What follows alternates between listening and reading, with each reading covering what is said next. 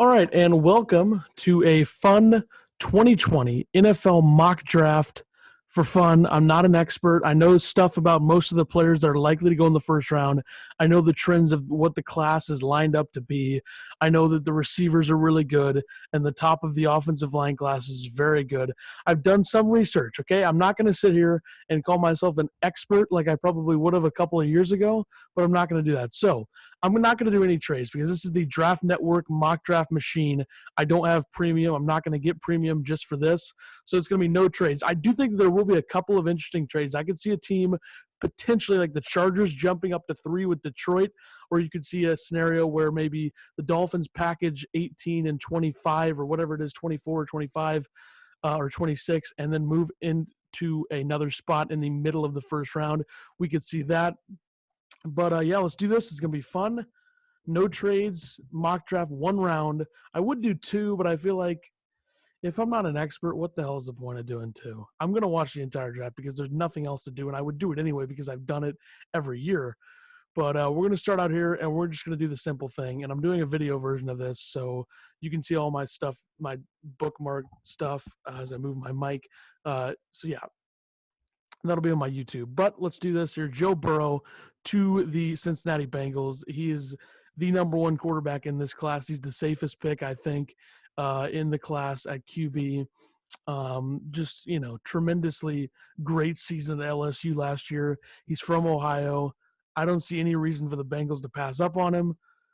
So, yeah, I'm going to say Burrow goes to the Bengals. Second pick, also easy for me. I say Chase Young, Ohio State, number one player in the class, I think. Just so explosive. If you look at his player profile here, you can see 6'5", 265, lean and muscular, it says right there. But we won't go too far into that. But just the best player in college football for the most of last season. I mean, he kind of struggled in the last couple of games a little bit compared to what we saw for most of the season. But, yeah, he was great.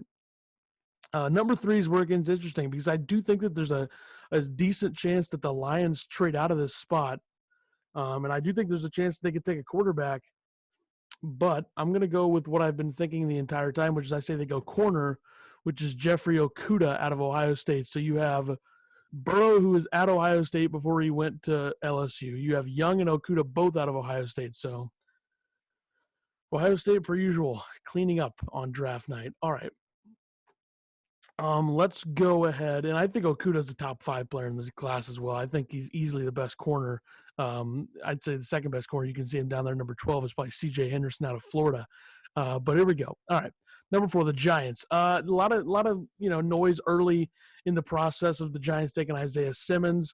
But from everything that I've seen, from what Dave Gettleman has been saying, the general manager, I'd say offensive line is the safest choice, and I think it's down to either Tristan Wirfs or Jedrick Wills, and I think the safe pick, a lot of what mockers that I've been seeing them do, mock drafters I should probably call them, have them taking Jedrick Wills. And I think Jedrick Wills is a top 2 offensive lineman in the class. I think he might be the best. I think it's between him and Wirfs, like I said.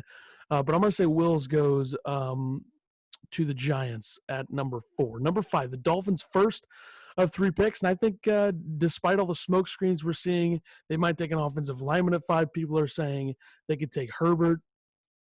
I'm going to say they take Tua Tagovailoa. And he's got some injury issues we saw. He got some really bad injuries, bad luck with injuries last season at Alabama. But I'm going to say Tua goes to the Dolphins. I think this is the guy that they want. This is their guy, despite all the stuff you see. I mean, it's general there to be the smoke screen type stuff on before drafts. But, yeah, I'm going to say Tua to the Dolphins is a safe pick. And number 6, the Chargers. As you can see, their team needs there. It says they need a quarterback, offensive lineman, offensive tackle, I guess. So I think it's going to be between those two, despite the fact that you want to draft the best player available. And I think the best player available right here, even though it says Justin Herbert's number 4 on their predictive board, that doesn't determine the fact that I'd say Isaiah Simmons is the best player available at number 6. But with that said, I love the makeup of the Chargers defense. Really good corners, good safeties, probably the best secondary in the league. Then you look at their edge rushers with Ingram and Bosa. I like that a lot. They could use a linebacker, but I don't think there's really a sense in taking one at 6 unless they really, really like Isaiah Simmons and don't like Justin Herbert as much. But I'm going to go with my guy, Justin Herbert, who I think is the number 2 QB in the class. I know Tua's great. He's number 3 for me. I'm a little bit biased. I'm an Oregon fan, so what are you going to do? But I think Herbert is the guy at 6. So back-to-back quarterbacks. That's 3 quarterbacks in the first 6 picks. I'd say there's one more left that's going to be a first-rounder. We'll get to that, though. Number 7. This is an interesting one here because you look at the Panthers.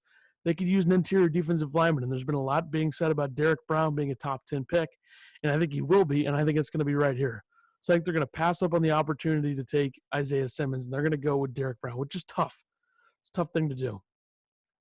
Number 8, the Cardinals. They also need an offensive tackle, especially with an undersized quarterback like Kyler Murray in his second year. They need some protection there. So I'm going to say they also pass on Simmons, despite how good he could be for this team. I'm going to say that they take Tristan Wirfs out of Iowa with the number 8 pick. All right, number 9. I'm going to say the Jaguars, who don't need a lot linebacker as much as they need a lot of other things. I'm going to say that they go with Isaiah Simmons. I'm going to say he falls to 9. I don't think I'd be very surprised if Isaiah Simmons falls out of the top 10 tomorrow because, I mean, just he does so many good things. Top 5 player in this class, I'd say. I mean, look at some of this stuff. There's a lot of great things that he does at the linebacker position, and I don't know why you'd pass on that. Okay, Cleveland at number 10. So I'd say the next best offensive lineman at this point is probably Andrew Thomas. I think Mekhi Becton will fall a little bit back. But I'm going to say Andrew Thomas goes to Cleveland, which makes things easier because I'm going to say the Jets take Mekhi Becton at 11. So Mekhi Becton, who tested positive for a diluted sample, he could drop 6'7", 369, though. That size is incredible. All the region in the world, that is correct. Smooth, good way to describe that. I mean, you look at some of this stuff. I mean, Mekhi Becton should be a pretty good offensive lineman, and I think the Jets need to protect Sam Darnold. But they also really, you look at what the Jets need, they also need a receiver. And that's tough because of how good the receiver class is. But then it comes down to this. This receiver class is extremely talented. And you could get a really good receiver likely in the second round or even the third round. So the Jets should probably take a receiver in the second or third because the top of the offensive line class is very good too. So, and that's where we see the first receiver taken. I'm going to say Jerry Jeudy out of Alabama. In my opinion, I think he's the best receiver in the class. I thought he was tremendous at Alabama. Alabama had a really good receiving core to begin with, or overall last season. They had Smith there as well and Henry Ruggs still on the board. But I think it's Jeudy by a significant margin at the top of the class. Then I think you look at CeeDee Lamb, then Henry Ruggs, and then probably someone like maybe Justin Jefferson, but I also like Denzel Mims a lot too. So the Niners at 13, they could use a corner. They could also use a receiver. So that's when it comes down to this. Let's see. They want a receiver. There's reports about them potentially trying to get Juju Smith-Schuster. That's not going to happen. Let's be honest. So at 13 for the Niners, I'm deciding between Henderson or Ruggs. I'm going to say CJ Henderson to the Niners. They need a secondary help big time. Their secondary was not great in the postseason last year. So I'm going to take Henderson. 14 for the Bucks. They could definitely use a tackle, so maybe they go a little bit off the board here and go with Josh Jones, who's a pretty good offensive lineman out of Houston. Running back is a big need, but there's no reason to go with the running back at 14. Receiver, come on. So I'm going to say they go with Josh Jones out of Houston with this pick at 14. 15, easy pick. I'm going to say that it's going to be Henry Ruggs out of Alabama to the Broncos at 15. Get some receiver help in there for Drew Lock and the Broncos. So there you go with that. 16 for the Falcons. I know there's rumors about them trading into the top 10 for an offensive tackle, and I'm like, seriously? No. There's no way. And I think the safe pick here and the good pick here is to take a top 15 player in this draft, in my opinion, which is Javon Kinlaw. And I think a lot of people have thought that Kinlaw could fall pretty far in the first round. But I'm going to say 16. They're going to do a little bit of a safe pick here and take him. Take a look at him, 6'5", 315. explosiveness. Apparently he's a rocket. So there you go. Surprising quicks in him for such a big dude. So I'm going to say Kinlaw to the Falcons. So CeeDee Lamb's available at 17 here. Would the Cowboys do it? I'm going to say no. I'm going to say the Cowboys get some secondary help, and I think that is Xavier McKinney out of Alabama, safety. Safety class is okay. It's not as good as it has been in the past. We don't see a Jamal Adams at the top of the draft or someone of that caliber. Grant Delpit could have been that guy, but he had a really not great season for his standards at LSU last season. So then we get to 18 with the Dolphins. As you just look at McKinney real quick here, pretty fluid click and close, plays with an attitude, instinctive. That's pretty good traits for a safety. Dolphins at 18. CeeDee Lamb is still available here. So, I mean, do they do it is the question. And I'm going to say yes. They're going to pair Tua Tagovailoa with CeeDee Lamb at number 18. So the Dolphins use offense in their first two picks. Remember, they spent a lot of money, folks, in free agency picking up Kyle Van Noy and Byron Jones. So there's still some rebuilding to be done there. I know that Brian Flores, the head coach, who I like, I think he's a pretty tremendous head coach in terms of his first-year returns. He was good. Remains to be seen, though, the rest of the way. He's a defensive guy, so I would be kind of surprised if they did go QB receiver with 5 and 18, but we'll see. It could happen. The Raiders here at 19, I had them taking Jerry Jeudy at 12, so they're good at receiver. I think they're going to go defense here, and I'm going to go a little bit off the board and go down here. Where is he at? Jalen Johnson out of Utah at 19. He slips into the top 20, so I'm going to take him over the likes of Jeff Gladney and A.J. Terrell, or however you say that. But yeah, Jalen Johnson. I don't know. I feel like the Raiders go off the board a lot. You saw what they did with Cleveland Farrell at 4 last year. Mayock has a lot of opinions, I know, and I think that he'll do some interesting things. But look at this. Reactionary quickness is elite. Playmaker's mindset, quick eyes, mental trigger. A little shorter, 6 foot. Not bad, though, for a corner. You'll take that. Jaguars. I had the Jaguars taking Isaiah Simmons at 9. And I think they go corner here as well. I think they're going to double dip on defense. And that is A.J. Terrell. I don't know how to say his name. He's been flying up the boards recently.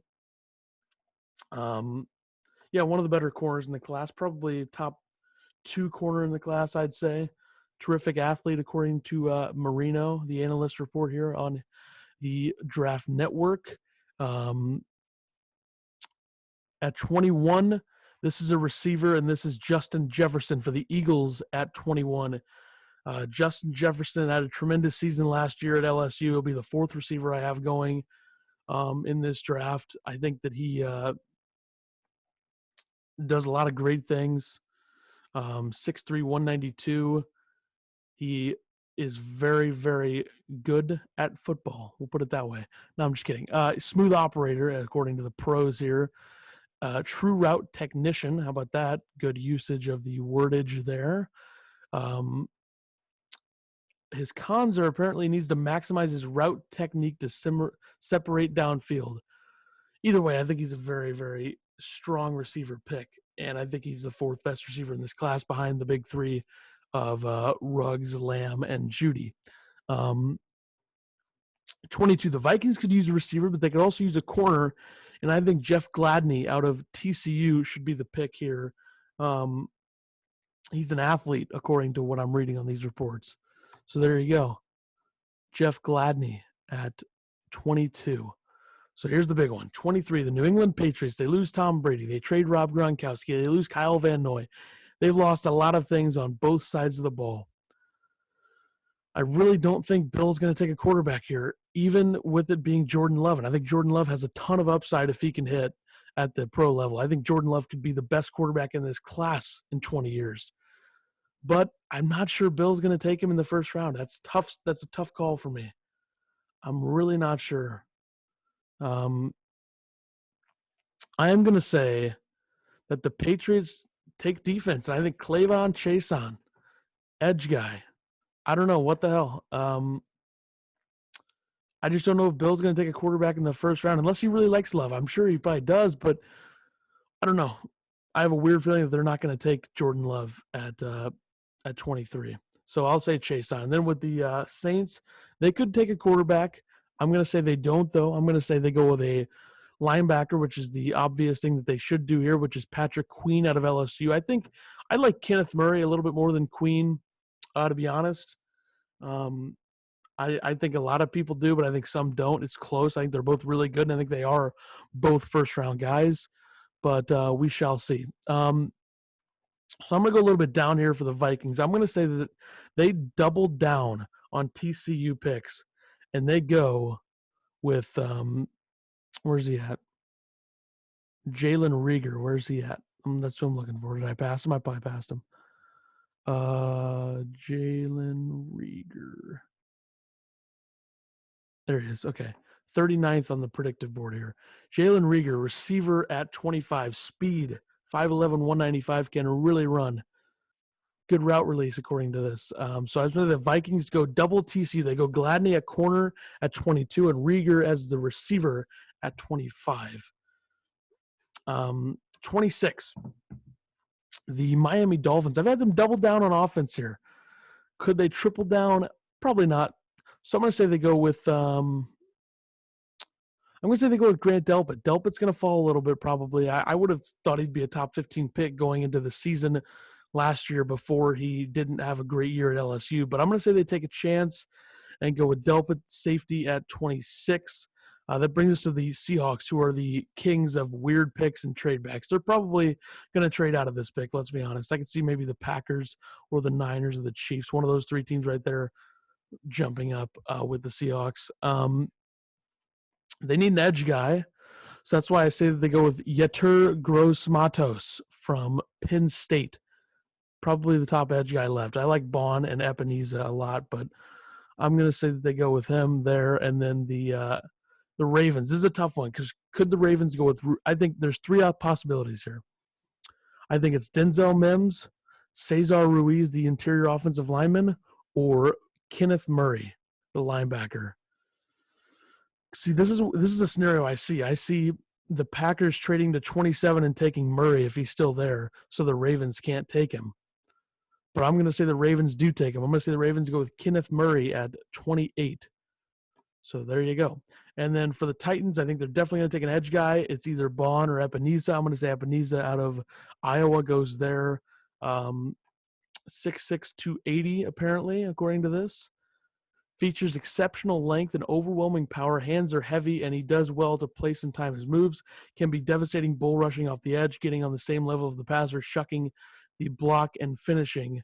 Pass rush counters developed nicely in 2019. That's the report on the Draft Network.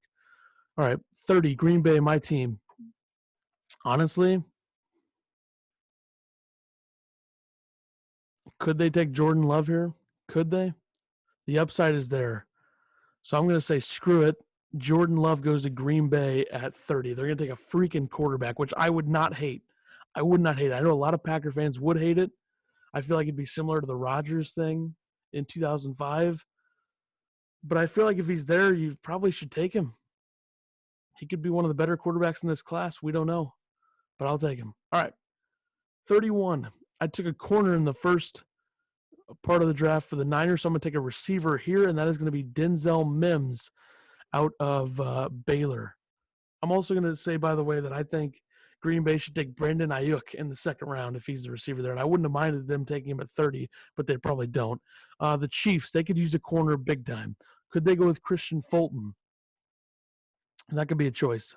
But I'm going to say they try to bolster their O-line a little bit more and maybe take a corner in the second round. Maybe look at someone like Damon Arnett if he's still there, or Cameron Dantzler, or Bryce Hall, or someone like that, Troy Pride Jr. potentially. So I'm going to say they go with Cesar Ruiz, who's the best interior offensive lineman in this draft. And that, folks, is finalizing my draft. All right, so people on YouTube, I'm just going to do a scroll down so you can see my picks. And then people for the podcast, I will read off my picks, and then we'll be done with that there. Okay, here we go. All right. Scroll down begins now.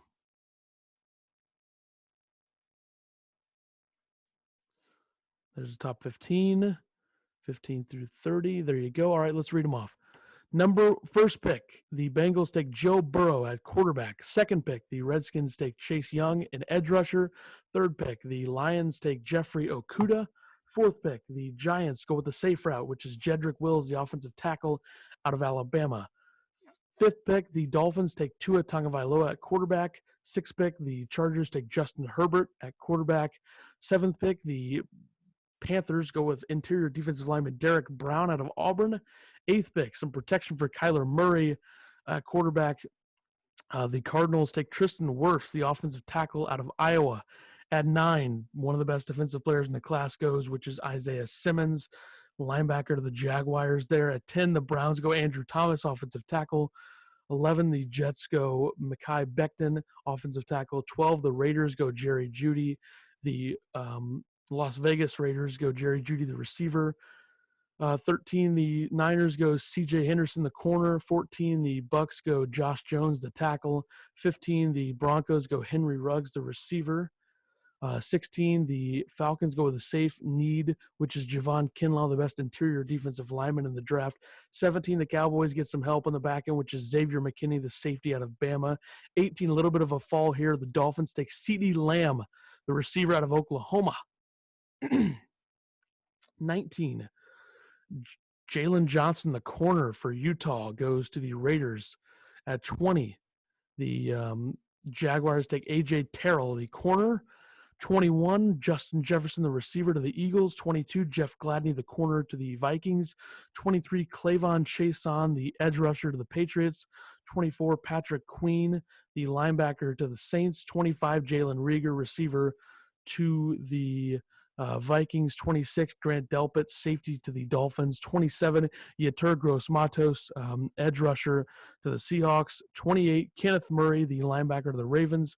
29, A.J. Epineza, the edge rusher, to the Titans. 30, this is a weird one, Jordan Love, the quarterback, to the Packers. 31, Denzel Mims, the receiver, to the Niners. And 32, Cesar Ruiz, the interior offensive lineman, to the Chiefs. And that is my 32-team one-round mock. I think Thursday night or Friday morning I will be doing a first-round reaction podcast talking about all the picks, specifically what the Packers do. I'll be interested to see that. I will do that, and then we'll go from there. And then tonight on Twitter and Facebook, I will be publishing my Packers mock draft and talking about that. It'll probably be a little bit different here. I probably will not take Jordan Love because he'll probably be gone with the simulation. But, yeah, that's what we're going to do there. So hope you enjoyed the podcast, and I will see you on Friday, I guess, for the next podcast. And it should be fun, and we'll go from there. And hopefully you like, subscribe, rate, all that good stuff. And I'll see you multiple times throughout the rest of the week.